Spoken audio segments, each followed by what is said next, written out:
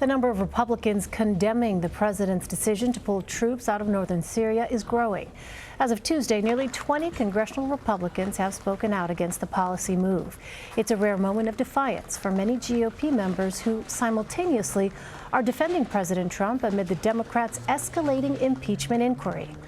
A New York Times opinion piece takes a closer look at the GOP response to the whistleblower complaint at the center of that inquiry and asks why Republicans refuse to condemn the president over his now infamous July phone call with his Ukrainian counterpart. Peter Wehner wrote that piece. He is a contributing opinion writer for the New York Times. He is also author of the book, The Death of Politics, and he joins us now via Skype from McLean, Virginia. Peter, thank you so much for being with us. Yeah, thanks for having me on. So one former Republican presidential aide you spoke with said, quote, until Republicans feel their existence is threatened by Trump's mendacity and corruption, most will be blind to it. But as we mentioned, well over a dozen congressional Republicans have sharply criticized the president's decision to pull troops out of northern Syria. So why criticize the president on this policy move but not others? Why is this decision different? That's a good question. I think the answer is that the issue of Syria and Turkey and the Kurds hasn't been tribalized in our politics, that there just is not the intensity surrounding that issue as it relates to the base of the Republican Party. And so Republicans feel like they have some room to be able to criticize Trump.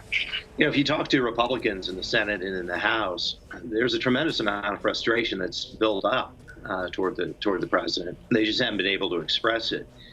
Here, they've got a chance to do it. The base isn't really energized on this issue, so they feel like they can do this, and they can actually speak their conscience because the criticisms from Republicans are authentic and genuine. When you're talking about criticizing Trump for his immoral, unethical behavior, that's just in a different category. And there, it's highly tribalized, highly politicized, highly polarized, and the base will turn on anybody who challenges Trump on those grounds. We've seen it with Mark Sanford, we saw it with Jeff Flake, we saw it with Bob Corker, we're now seeing it with Mitt Romney, to some extent, Ben Sasse.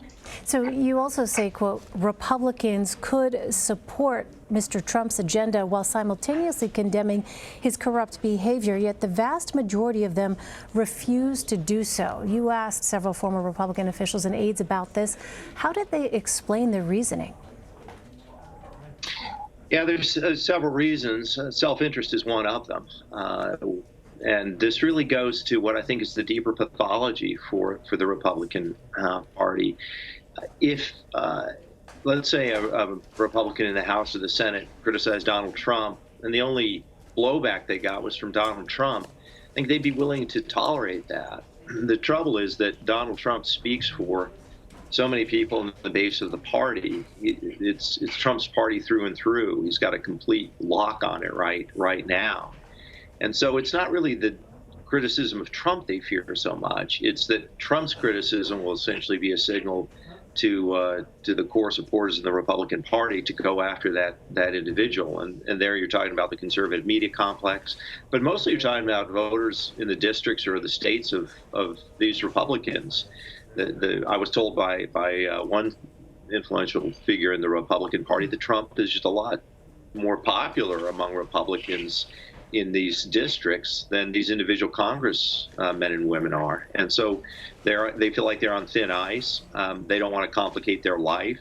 They don't want to be the object of the criticisms. So they've gone sotto voce. They've gone silent. Now, I think there's been a huge cost to that. I think it's a cost to their integrity. And I also think there's a cost to the party in the long term. But they're making short-term calculations. They don't want to be challenged in a primary. They don't want to be beaten in a general election. So they're in lockstep with Trump, despite his extraordinary transgressions. Peter, you served in the last 3 Republican administrations. You also advised Mitt Romney during his 2012 presidential campaign. What is the place now within the GOP for Republicans such as yourself and Senator Romney? Well, for a person like myself, it's a pretty small island, frankly, right now. I will tell you, what's interesting is that I have heard from Republicans some significant people in significant positions who actually not only aren't bothered by my criticisms of Romney, of Trump, but are actually glad that I'm doing it. And the explanation I've been told is that somebody has to be out there to keep this from being normalized, to say, look, this is not appropriate, and it shouldn't go on. But a lot of these people, certainly elected officials, feel like they're not in a position to do it. Mitt Romney's in a different situation than I am. He represents Utah, and I think he's doing a pretty good job representing the attitudes of his constituents, including Republicans in Utah. Mormons are in a different category than a lot of other Republicans, even white evangelicals, Christians in the Republican Party.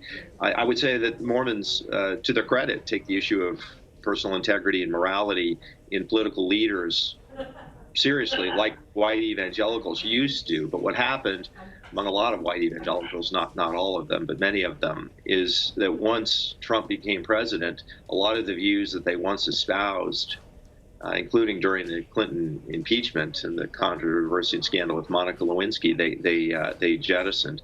But look, right now, if you're a critic of Donald Trump and you're a conservative, you're going to encounter headwinds, because his lock on the party is so complete and so total right now.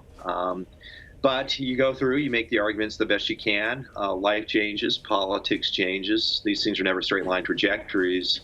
And I do have a feeling, and this is both an intuition, but it's also based on things that I've heard, that this latest controversy, this latest scandal involving the call in Ukraine, is a different category than anything else that's happened during the Trump presidency. I think there's a lot of nervousness out there, and you saw that as evidenced by the fact that a lot of Republicans stayed off the cameras over the weekend.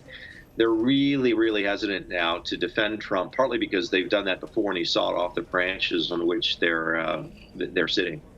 All right, Peter Wehner, I'm afraid we're out of time. Thank you so much for sharing your perspective with us. Thanks for having me on. I appreciate it.